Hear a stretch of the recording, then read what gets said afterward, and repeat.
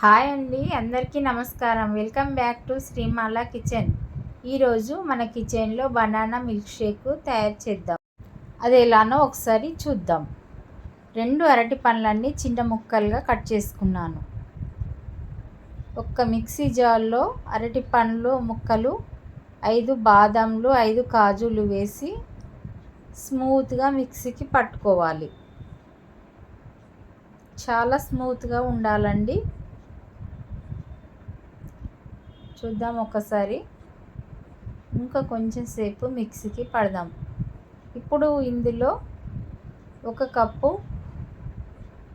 Ice క్యూబ్లు వేద్దామండి. 2 అండి, 2 ice క్యూబ్లు, 1 cup milk అండి, చిక్కటి పాలండి, కాచి చల్లార్చిన పాలు వేసి మిక్సీకి పట్టాలి.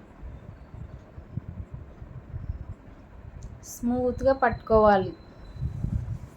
ఇప్పుడు ఇందులో హనీ వేసుకోవాలండి. నేను షుగర్ ఏం వేయలేదు.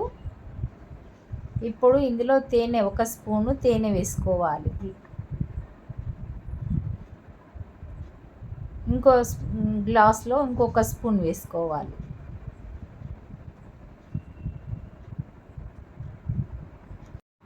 గ్లాస్లో పోసి సర్వ్ చేసుకోవడమేనండి.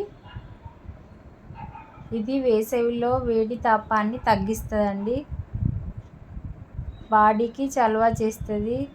ఇది 1 గ్లాస్ తాగామంటే చాలాసేపు కడుపు అనేది నిండుగా ఉంటుందండి.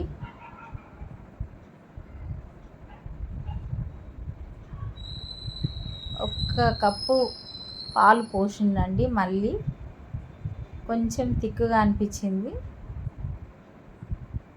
పైనుండి 1 స్పూను తేనె వేసుకుందాం.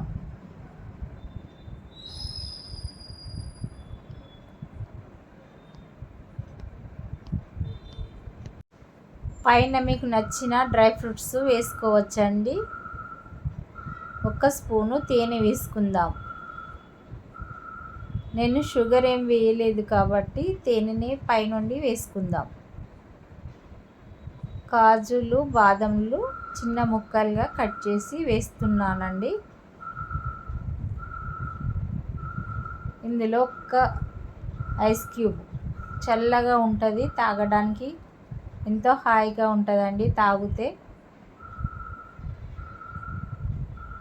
Super tasty banana milk shake అండి.